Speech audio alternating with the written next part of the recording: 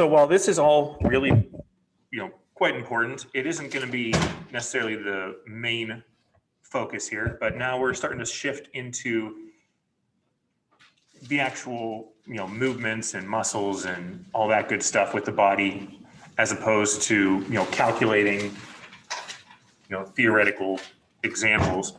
So now we want to work on how the actual movement occurs. So finally made it there.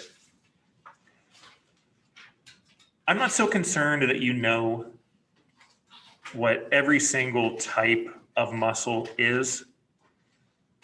What I'm much more concerned is that you know the location of your muscles and the actions of them. I'm not too worried about innervations. I mean, yes, without nerves, you have no movement, but again, this isn't an anatomy class. While you do need to know your anatomy, I'm not so concerned about the nervous system for you in terms of making sure you know like all the innervations and all that. Again, important stuff, but for all practical purposes, not really necessary for what we're doing. General rule of thumb is that wherever the muscle is positioned is the direction on your body with which it's going to move. So if a muscle is located anteriorly on your body, typically it moves your body forward. If it's located posteriorly, it moves you backward. If it's located on the side, typically moves you to the side. It's also going to move you in the direction of the origin. So for example, you have like say pec major. Well, pec major has two origins. What are they?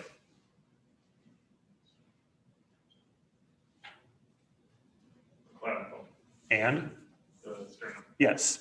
So clavicle, sternum. And what I like to tell students is that if you're ever confused on how a muscle works, as long as you know where that muscle is, hold on to it and then move your body until you feel that muscle contract. And that'll at least give you a ballpark idea of what it does.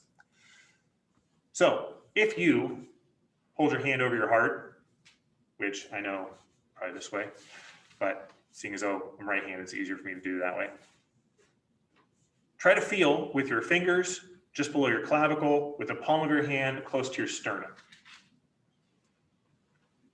So if my muscle is going to move me towards my origin, and also it's going to move in the general direction of where that muscle is located, this means that the chest or the pec major muscle should do what movements?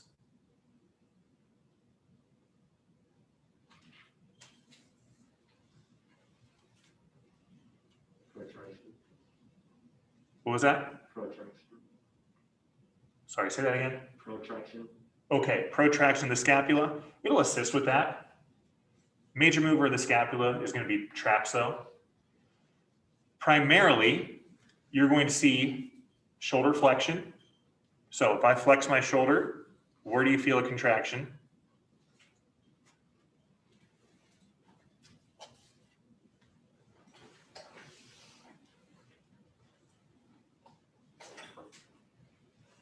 You should feel it at the clavicular head, or the clavicular fibers, I should say. So you lift that shoulder up, you'll feel that contraction there. It also is going to do horizontal adduction, so across your body. That's where you're going to get the sternal fibers. Easier way to differentiate this is high and low. If I move my arm high, I get my clavicular head to fire, or the clavicular fibers to fire. If I go low, I get more of the sternal fibers to fire. So if I do an incline bench press, clavicular fibers. A decline bench press, sternal fibers. So again, relative positioning tells you what kind of movement it does. And really think about like exercises you would do for your muscles. It's no coincidence that say like a pec deck or a pec fly machine works your chest. So what movement is that? Well, that's horizontal adduction. A bench press. yeah, if I'm doing bench press, I have to go into shoulder flexion. But yes, I do see your point on the scapular protraction, which will happen at the end range there. Anything about scapular protraction is an anterior movement, so still kind of works. But does that all kind of make sense? Or am I just kind of just rambling on here? All right, organization of these. Like I said, the anatomy of all this is great, but this is hopefully something that you've studied in not only anatomy, but exercise physiology. And I know you cover this in at least the EXS-200 class in 202. So you all should be pretty familiar with microanatomy of the muscle, the skeletal muscle. The important thing with this is knowing your sarcomere, because what happens at the sarcomere?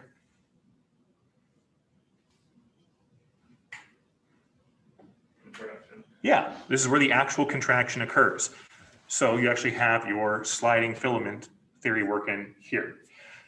At the sarcomere, remember that you have your actin and myosin forming those nice cross bridges. When those form a cross bridge, you have a muscle contraction. When they pull apart, you have muscle relaxation. What's happening is the cross bridges are then essentially bonded by your troponin and tropomyosin and then sealed in with calcium. Your maximum voluntary isometric contraction, so the max amount you can actually contract a muscle voluntarily, is how much do you think? Like percentage wise?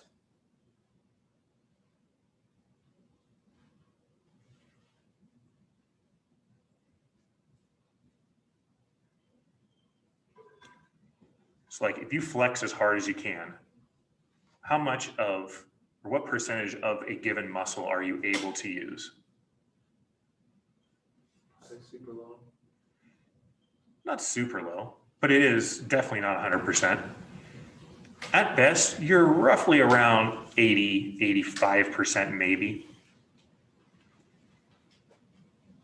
Have you ever had a cramp before? And how do those feel?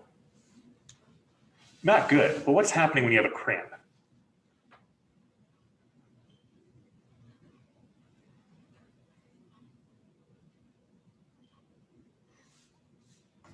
Muscle contracts. Yeah, it contracts and it contracts hard. It contracts much more than what you can actually do on your own. Around about 90 to 95% of your maximum contractile strength happens when you have a cramp. And well, again, when you have a cramp, how do you feel? Yeah, it's not good. You can actually injure yourself if you had a cramp that lasted too long. So you can actually like strain a muscle or actually tear a muscle if a cramp doesn't resolve itself. What happens if you get to 100%?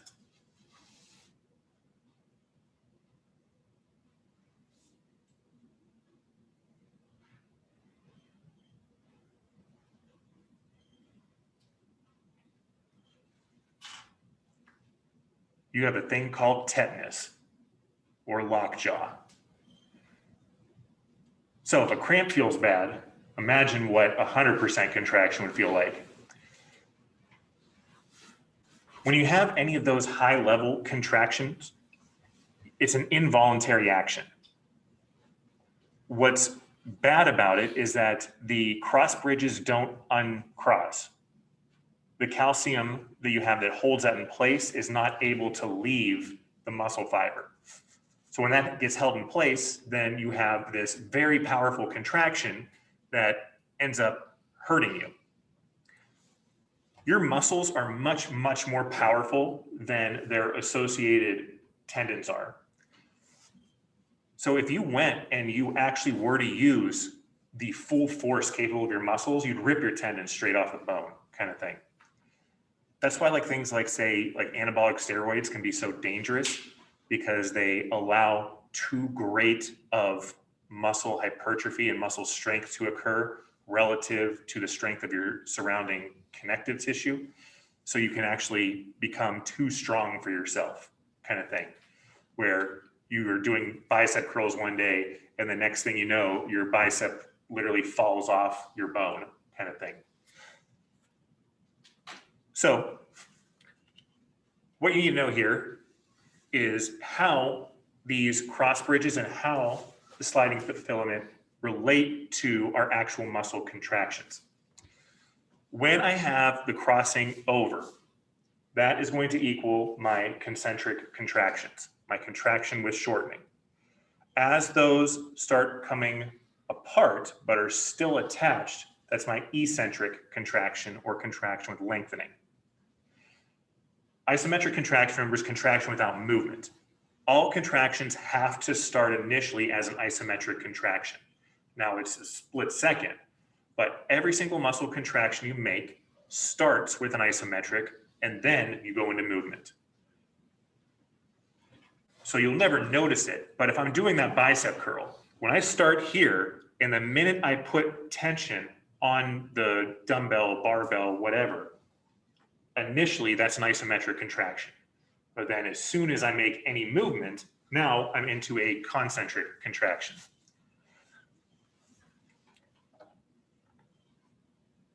So your little bonus FF fun fact of the day, if you want to gain more muscle mass or more hypertrophy, focus on concentric contractions. If you want to gain more strength, you want to focus on eccentric contractions or doing, like, say, negatives. And why would you say that exercises that focus on eccentric contractions are called negatives?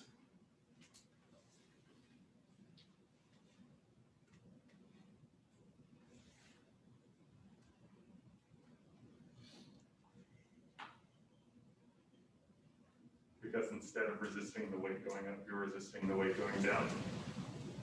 Yeah, and what that essentially amounts to is a negative work.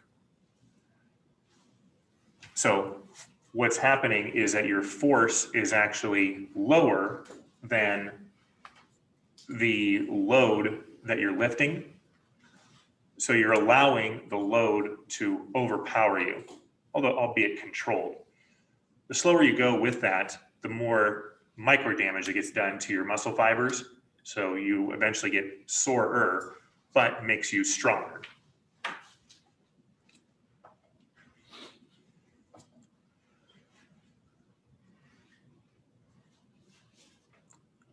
All right, motor units. All a motor unit is a nerve that attaches to a muscle fiber. That's really about it. The more motor units you have, the more percentage-wise of your muscle fibers that can contract. Your muscle fibers work in a large to small fashion, meaning the biggest muscle fibers you have contract first, the smallest contract last. Typically, your smallest muscle fibers are the peripheral fibers. This would otherwise be known as, like, say, your stabilizer muscles. So things that are going to help keep your body balanced tend to be the last thing we use. This is why for virtually like everyone, if you're doing like balance exercises, they're always going to be difficult no matter what, because those are the least used muscle fibers that you have to recruit to do that. It's also why, like, if you're, say, trying to pass that field sobriety test, that it's very, very difficult to do regardless of your actual, inebriation status, because balance by itself is very difficult. So best thing I can tell you is, if you ever want to, say, walk heel to toe in a straight line, focus your line of sight at least 10 feet in front of you. That way it'll be a lot easier for you to maintain balance there. But you should never be in that situation anyway. It's like in my nutrition class, I remember, like, I go off on this thing about, teaching them like the right way to drink to avoid a hangover. Because we're talking about how liver metabolizes alcohol, which is an important thing. but also about how, clear alcohols will be a lot easier on you than darker ones. So if you want like a full-on hangover, bourbon's the way to go. If you want something that will not ruin your life the next day, like your triple distilled vodkas kind of thing, that'll be like the way to be. But you didn't hear that from me.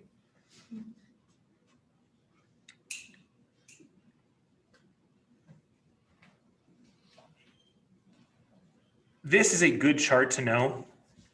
I know that, like I said, there's many classes you're going to see something like this. What you should know from this is just the general differences between our type 1 and type 2 muscle fibers, our fast and slow twitch fibers.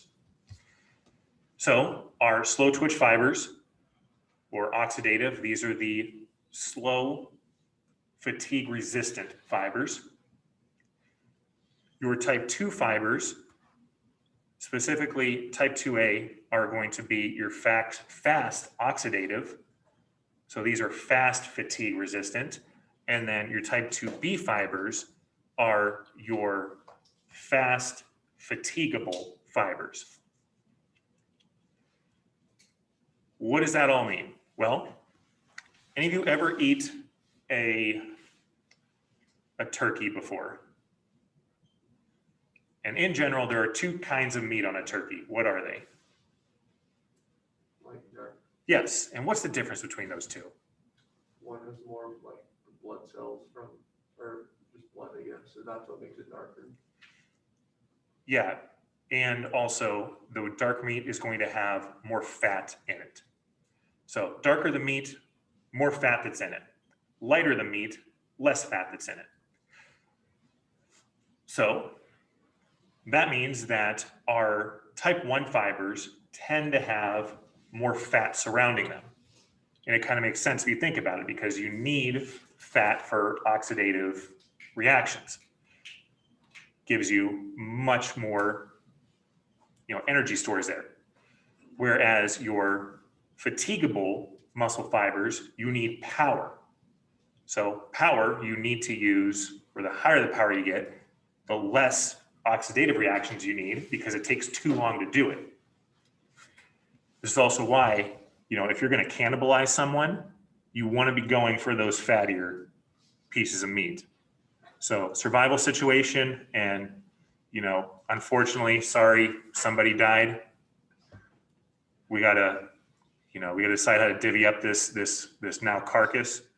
You want to go for those muscles that are going to be less movable. So I'm going for the pork belly. I'm going for your glutes. Staying away from like things like, your shoulders, your traps. Definitely lower extremity is going to be rough because you're going to be using it. That's going to be too tough. Gold mine though. Here, if you're ever going to, again, if you're going to Hannibal Lecter somebody, you don't go for the brain, you go for the liver. Liver is where it's at. So if you ever heard of foie gras, that is duck liver. I'm not allowed to eat anything related to duck because I raised the ducks when I was a kid. So I would be like disowned from my family, but that's what you're going for. Stay away from the spine, stay away from the brain, definitely stay away from all the GI stuff. Go for that liver. That's where it's at. So now that you know how to cannibalize each other, shall we have the Hunger Games now? All right. If you want to be a better athlete, you need to have more type 2B fibers. When you hear the phrase or the saying that, someone has good genetics in relation to athletic performance, that's pretty much what you're talking about, is your percentage of type 2B fibers. That's kind of the big thing there. You can, to an extent, change fibers over. It's much easier to go towards a slow twitch fiber than it is to go towards a fast twitch fiber. Meaning that explosiveness, while you can get some of it, it can't be fully created. That's why regardless of how much training you do, not everyone is going to have that Tyreek Hill speed kind of thing. Not everyone can run a 4.240. You know, even when I was training at my best, and I know it's hard to imagine looking at me now, but best I ever did was roughly a 4.540. I think I ran like a 4.5440 was my best time ever. And that was like training, like doing 2-a-days kind of stuff virtually every day, getting my body like in the like actual optimal shape. I was like down to like 5% body fat. I mean, I was doing pretty decent for myself. I hated absolutely everything about it because it was miserable, you know, having to just choke down, you know, dried chicken with nothing, having spinach salads of just a chunk of bag of spinach, and that was it. So yeah, very attainable to get into an ideal body shape, but absolutely miserable to maintain that. I mean, God, I didn't drink a single beer for like 18 months. That, man, I'm not gonna lie, like I fell off a cliff like pretty much immediately. I went from like 200 pounds and, you know, like that roughly 5% body fat. And then over the course of probably like 6 months, bumped that straight up to like 240. So yeah, once I decided I liked food more than I liked having a six pack, mostly because, you know, you got engaged, got married, that whole kind of thing, you know, no one really to impress anymore.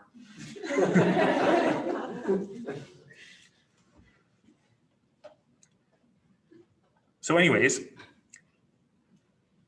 your slow twitch fibers can essentially last you all day. These are the ones that last you hours and hours. Theoretically, you all could stand up for 8 to 10 hours if you really had to, right? You're not going to collapse and die because your muscle fibers can't support you. It may not feel the greatest, like, you know, you might get uncomfortable because of that, but you can still do it. How long do you think you all can sprint for, full speed?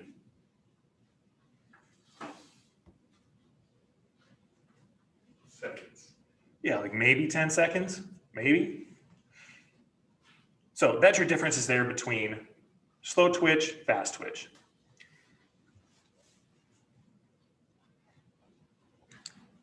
There you go with that.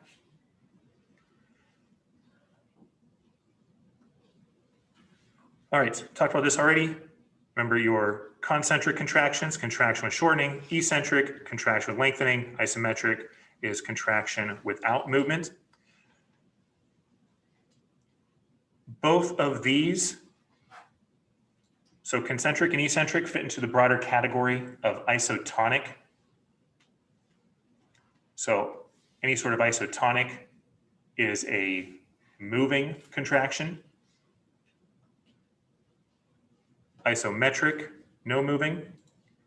If you ever hear the term isokinetic, that means contraction at a constant speed.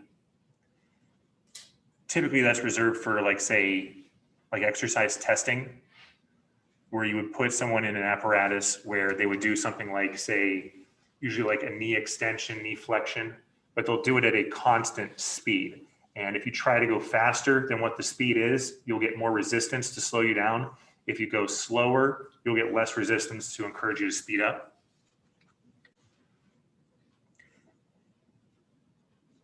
All right, I'm not so concerned that you know about the differences between moving in series versus moving in parallel. This all goes back to, like, say, forming circuits. So if you learned in, I think you should learn in physics about circuits, that's really what it all comes down to. I'm not so concerned that you know the differences in that. I'm just more concerned that, again, that you know where the muscle is, what its action is, and all that good stuff.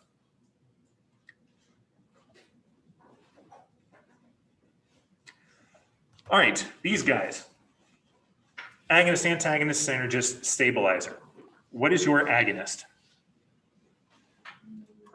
It's your prime mover. This does the movement. Antagonist is going to oppose the prime mover. Synergist, or a helping muscle, is going to help the prime mover or assist the prime mover. And then a stabilizer muscle is going to help maintain balance. So a stabilizer muscle has nothing to do with the underlying action, but it stabilizes the surrounding musculature so that the prime mover can do its job. Most often, your stabilizer muscles are your core. And they're also usually, like say, the sides of your legs or lateral and medial sides of your legs. Usually. And you think about it, if I'm doing something like, say, a lunge, right? My stabilizer muscles are going to make it so I don't fall over. How well can you say contract your quads if you're over, like leaning up, falling over kind of thing? I mean, not well. That's why you need those stabilizer muscles, because they're going to allow the prime mover to actually do its movement.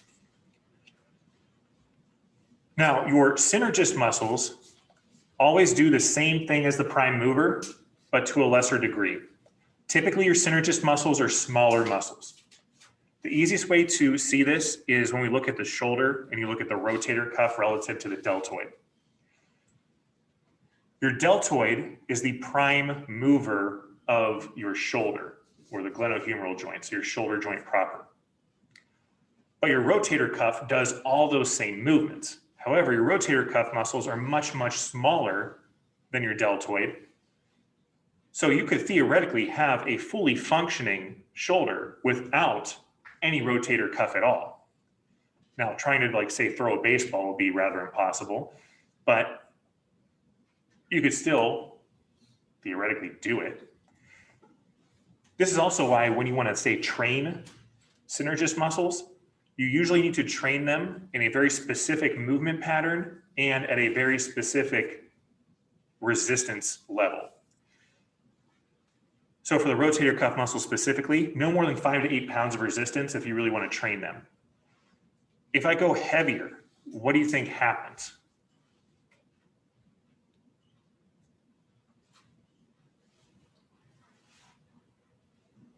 Start using the bigger muscles. Yeah. Smaller muscles can't take over or can't work, so you have to have them be taken over by the bigger muscles. You get a minimal amount of work from them, but really not much.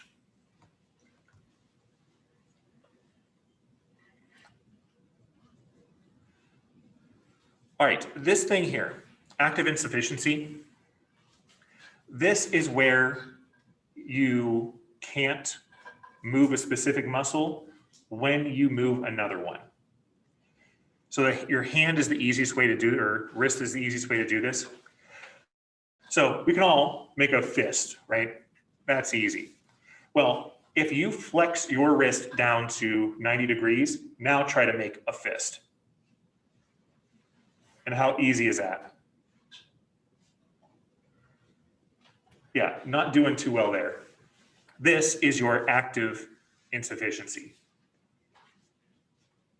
You have a multiple joint movement, but you are trying to get the muscles to work that cross both joint lines when they don't have essentially the space to do so. So aside from my intrinsic hand muscles, so ignore all those, when I make a fist, what do you see moving on my arm?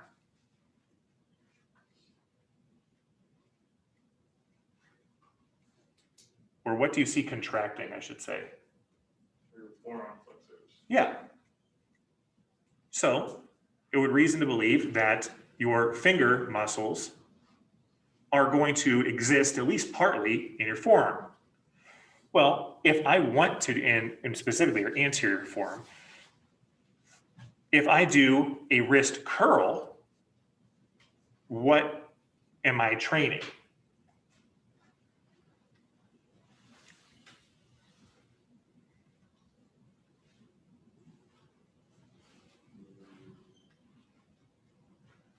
What general muscle group? Yeah, my, again, anterior forearms. So If I have one go and then the other, they both can't exist at the same time at optimal amounts. It's all because the forearm is crossing over both my wrist and my MCP joints, or my metacarpal phalangeal joint, my first knuckle. They cross over both of these. When I activate one, it limits the ability of the other to then cause that contraction to occur.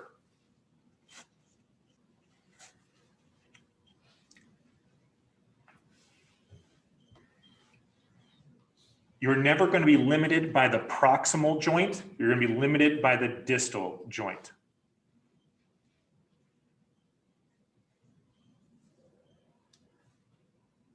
So meaning the proximal joint will always be able to do full movement regardless of the distal joint's involvement. The distal joint, however, will be limited based on the proximal joint's movement. Does that kind of make sense?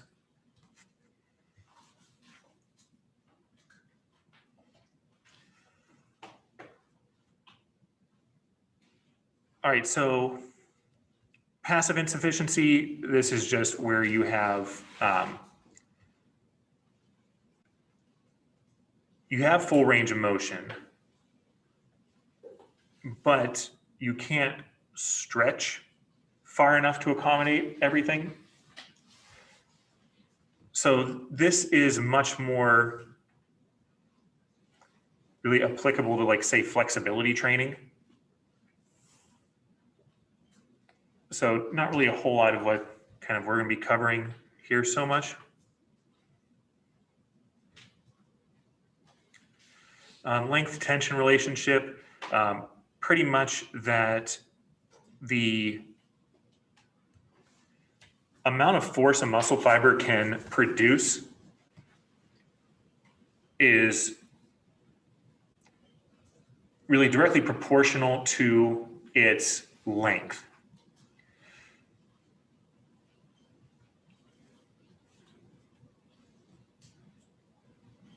When something is, and think about, I guess the easiest way to think about this would probably be in terms of, like, say, torque and moment arms.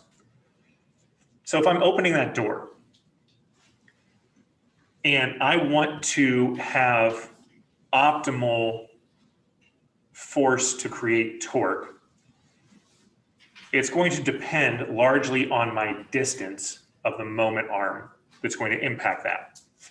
If I open the door from the handle and push, it'll be relatively easy, but I have to travel the farthest. So if I want to then move inward, so if I go closer to the hinge, I travel the shortest, but it produces the least amount of torque. If I were to be a little bit closer to the middle, while I still would need to produce more torque or produce more force to equal the torque from a longer distance or a longer moment arm, it would make it the easiest on me to do that, or I'd be able to produce the most force to do that. So for our muscles, this just means that the length you have to travel will directly impact how much force you can produce. So if you think about doing, say, like a,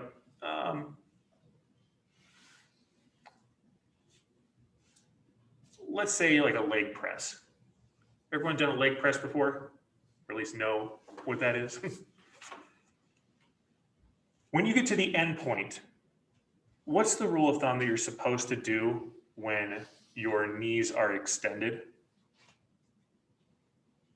So when you actually push out with your feet, legs, knees, however you want to term it. Don't let go. Why not? You don't want your knees bent over. Yeah. So while that's all, a safety related thing, it's the same premise. When you go to full extension and lock out the limb, you are too far away to essentially have optimal muscle force to be able to act in that scenario. So that's why you never go fully locked out. You have a slight amount of flexion still existing in the knee.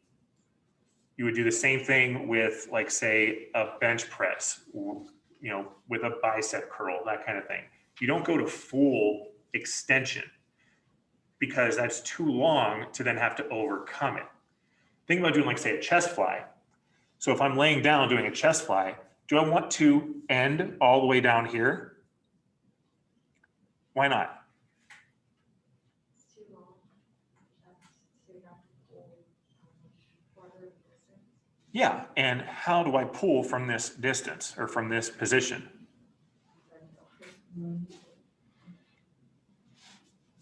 What would actually be working though?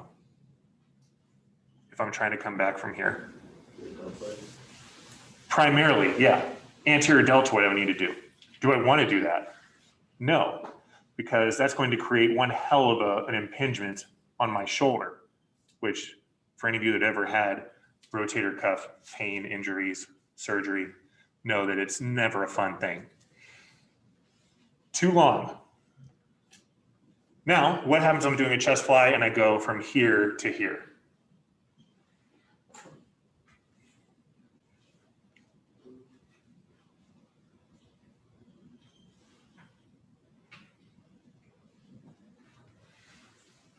So I'm laying down. This is me laying down here to here.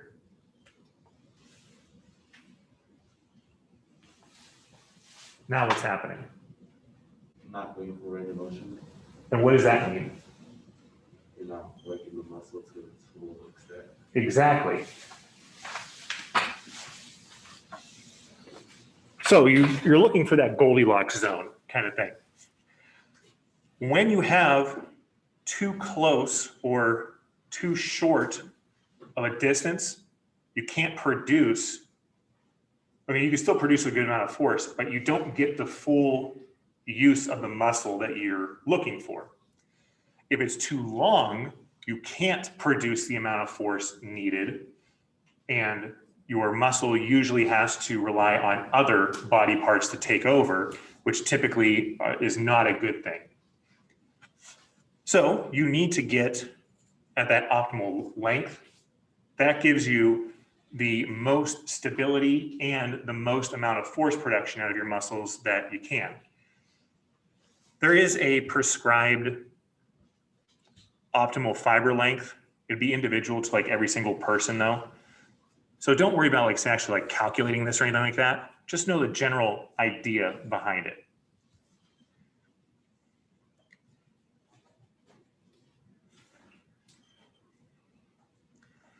All right, force velocity curve pretty much just says that you go at a higher velocity when you have a concentric contraction, you go at a slower velocity when you have an eccentric contraction.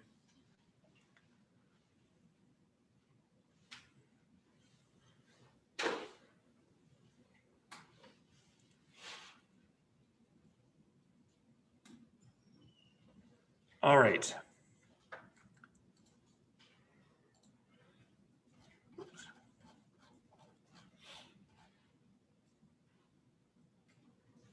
Not so worried about all the nerves for you.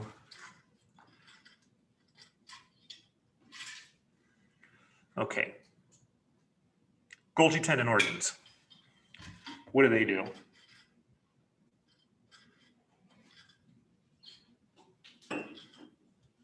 Prevent too powerful contraction. Yeah.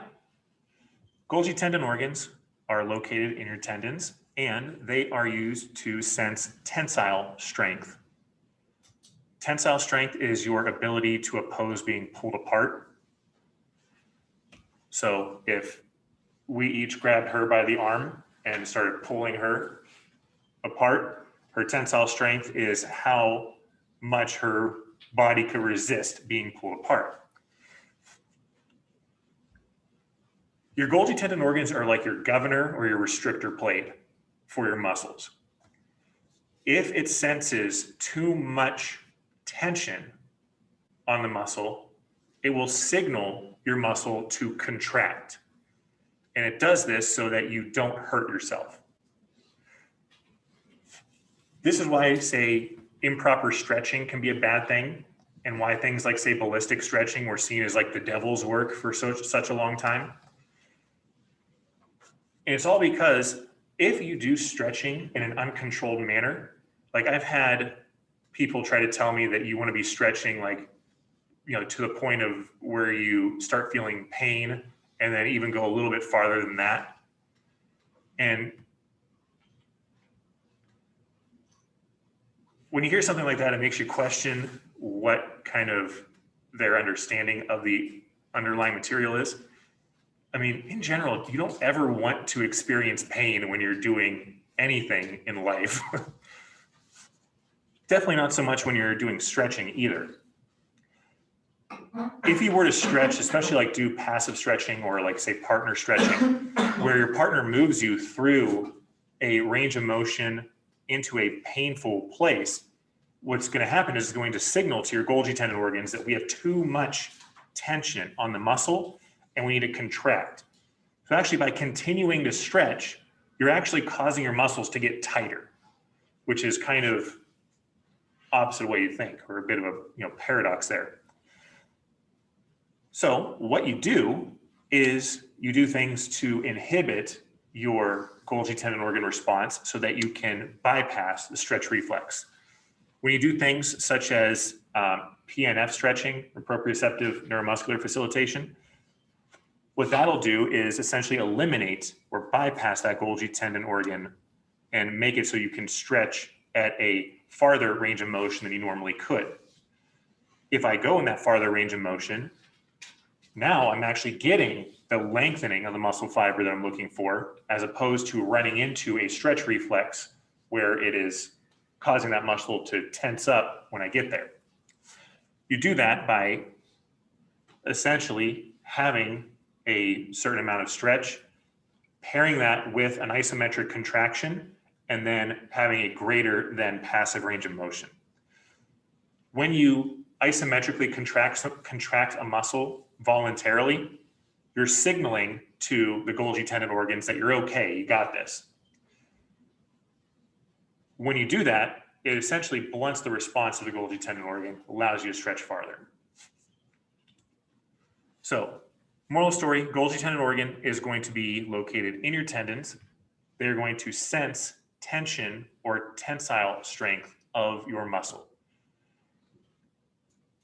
When they are activated, they are going to elicit what's known as a stretch reflex, meaning that your muscle has stretched too far, and it's going to cause an involuntary muscle contraction to make sure that those muscle fibers do not stretch past past what their tensile point is, so they don't rip.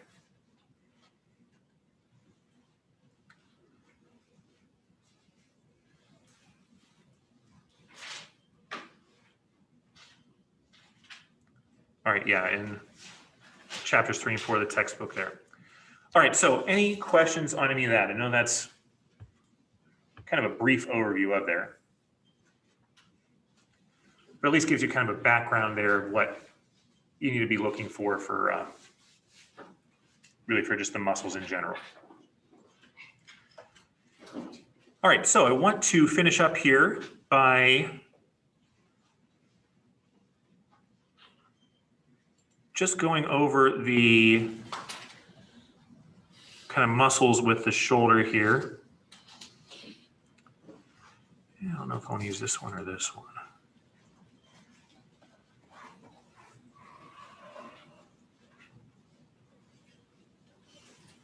All right.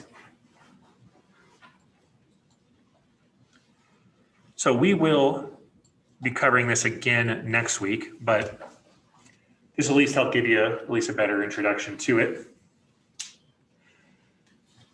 All right, we talk about the shoulder. There's really 4 joints that you're looking at. You have your glenohumeral joint, your sternoclavicular joint, your acromioclavicular joint, and your scapulothoracic joint.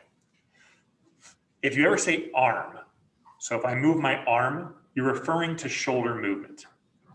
So anytime you read the arm moves, it means the shoulder moves. When you talk about, like, say, bending your elbow, that'll be like elbow flexion, elbow extension, pronation, supination. Arm flexion, arm extension, that kind of thing. So anything with the arm, that is your shoulder. The sternoclavicular joint is kind of meaningless. It doesn't really do a whole lot. So sternoclavicular, sternum, where that meets with the clavicle, sternoclavicular joint. It'll do a little bit if you go into both horizontal ab and adduction. You'll feel that clavicle move a little bit. It also will do, if you moved opposite, it would do a little bit of rotation, but it moves like a total of like 15 degrees total. So it really doesn't do anything. If it's moving, something's wrong. If you don't think of ever, like, say, your sternum or rib cage, that really shouldn't move a whole heck of a lot. Your acromioclavicular joint, or your AC joint, goes from your acromion process. So if you follow your clavicle all the way to the side of your shoulder, you'll feel it bump up. So that bump you feel on top of your shoulder, that's your acromion process.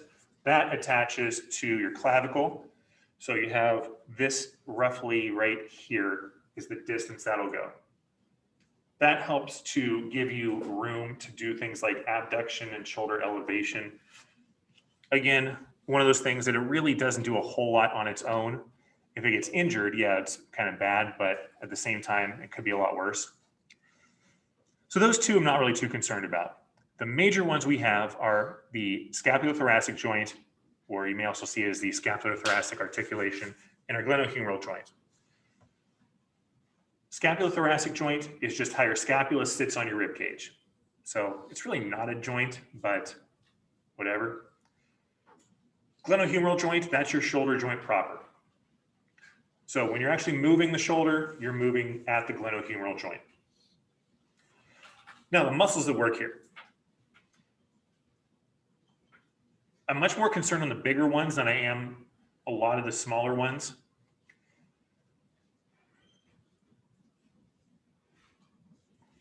And I'm not so concerned that you know, like, say, all the different like ligaments around. So like the shoulder capsule itself is made up of primarily just soft tissue and just a lot of different really tendons and ligaments that go in there. I'm not so concerned you know all that. I want you to know, again, major muscles, their function, their location. All right. So if we look at the shoulder itself, any muscle that moves a joint has to cross over that joint. If it doesn't cross over the joint, it doesn't move the joint. This is why, say, like for your calves, your gastrocs will assist you with knee flexion, but your soleus will not. It's because your gastrocs or gastrocnemius will have an origin point above your knee. Because it crosses over the knee, it'll move the knee. Soleus does not. Soleus stops at the tibia. So soleus does not move the knee. Muscles you should know from the arm. Biceps, not brachialis and not brachioradialis. They really don't impact the shoulder. Triceps, deltoid. A whole three, right? So what movements do they all do? Well, first off, what movements can you do with the shoulder?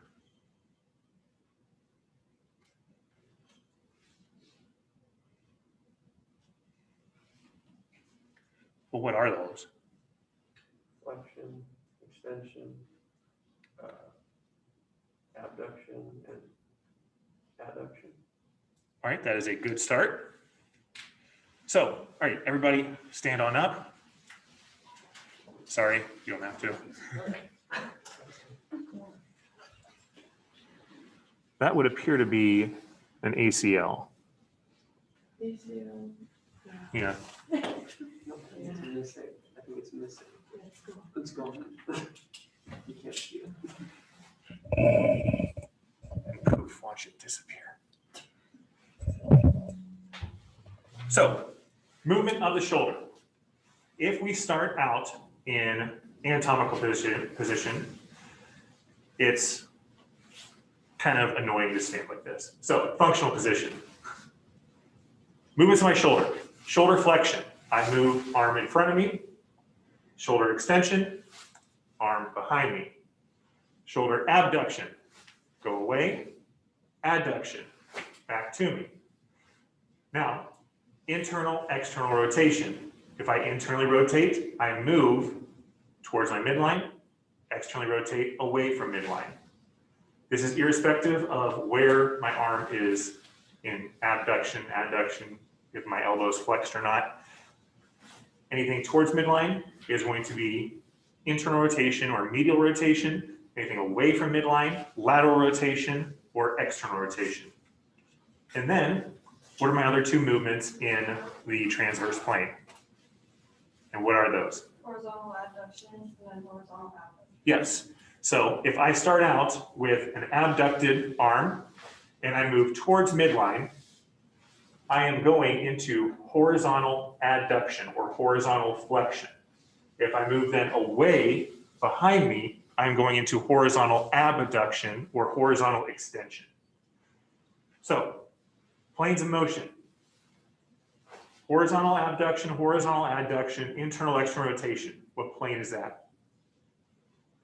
Transverse. Transverse. Transverse plane does what movements?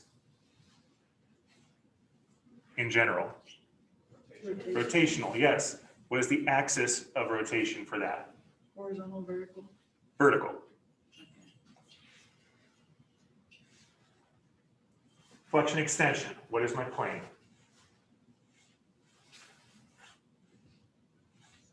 Sagittal. And what is the axis? The what? Medial lateral, yes. So flexion extension moves me forward back. My axis is perpendicular, side to side, or medial lateral. And then adduction. What is my plane? Frontal. And what is the axis for that? Anterior, posterior. So abduction moves me side to side. Perpendicular to that is anterior, posterior. Perfect.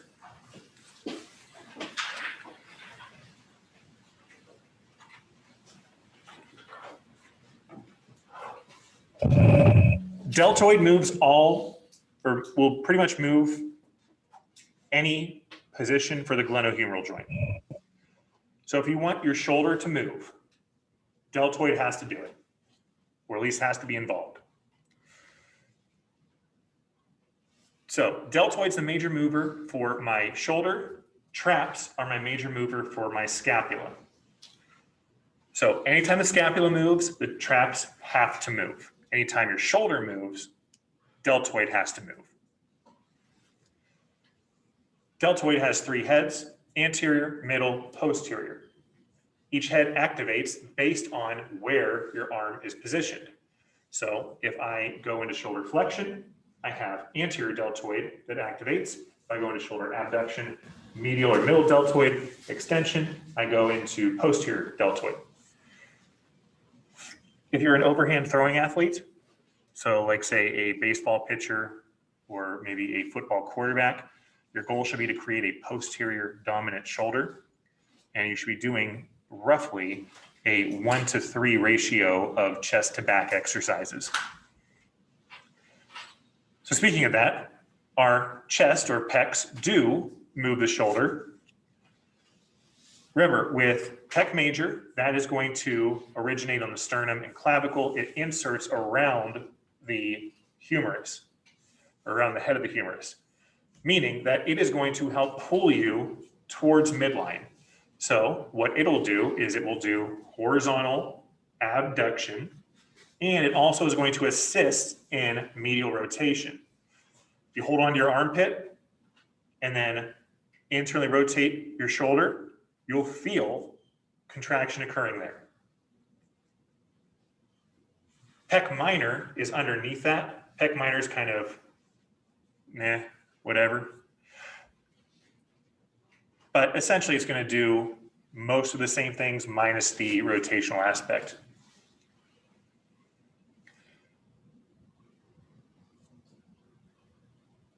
All right, biceps.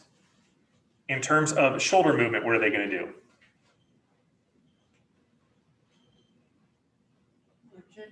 Flexion, yes. And specifically, it's the long head of the biceps. Short head, not so much. Long head is very important to our shoulder. Why?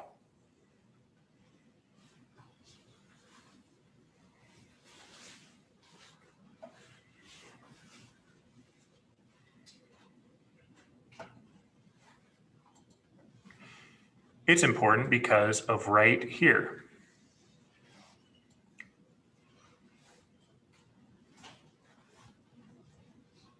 This is going to insert onto this. And that there is this. Your labrum is your cartilage kind of donut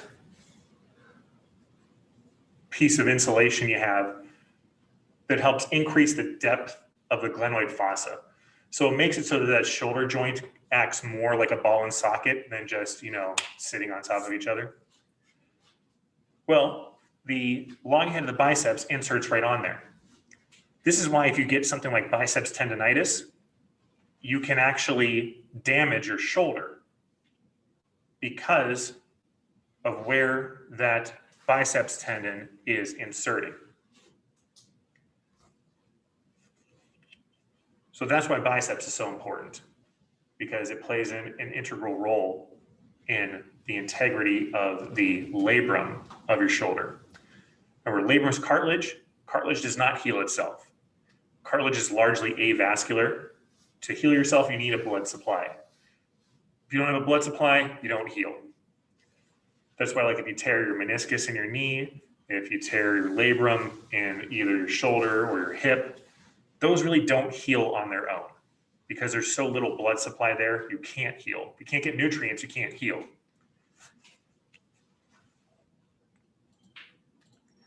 And then triceps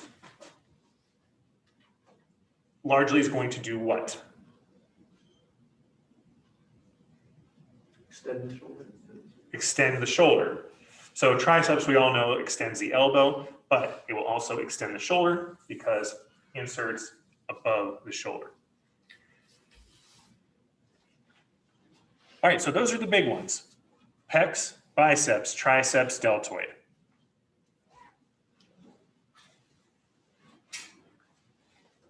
So really not a whole lot else that we got to worry about for the shoulder itself. Now we get into the scapula and we have a lot more stuff with that. Lats here. So this here, your lats or latissimus dorsi. This will do a bit with shoulder extension. So it does help a little bit with that. Your lats are your widest muscle you have in your body. Primarily, these though are going to act as really a depressor for your scapula.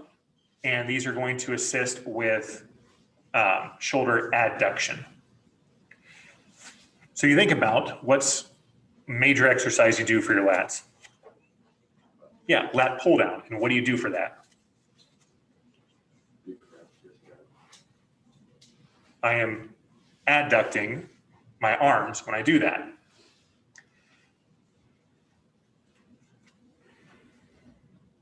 All right, so like we said with here, with traps always move the scapula.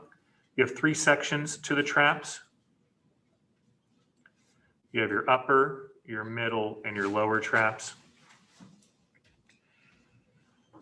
Your upper traps do your shoulder shrug. They're going to help with elevation of the scapula. Your middle traps are going to assist a little bit with shoulder abduction, not so much, primarily, they're going to be responsible for doing abduction of your scapula. So they're going to help to pull your scapula apart, or sorry, bring your scapula together and then allow it to go apart. Your lower traps do a little bit with depression. So not, how I'm feeling, but they're going to lower your scapula, so help move it downward. They will also assist a little bit in downward rotation of it. So if I'm coming from up here and I pull down, they'll take my scapula from tilting outward to back downward.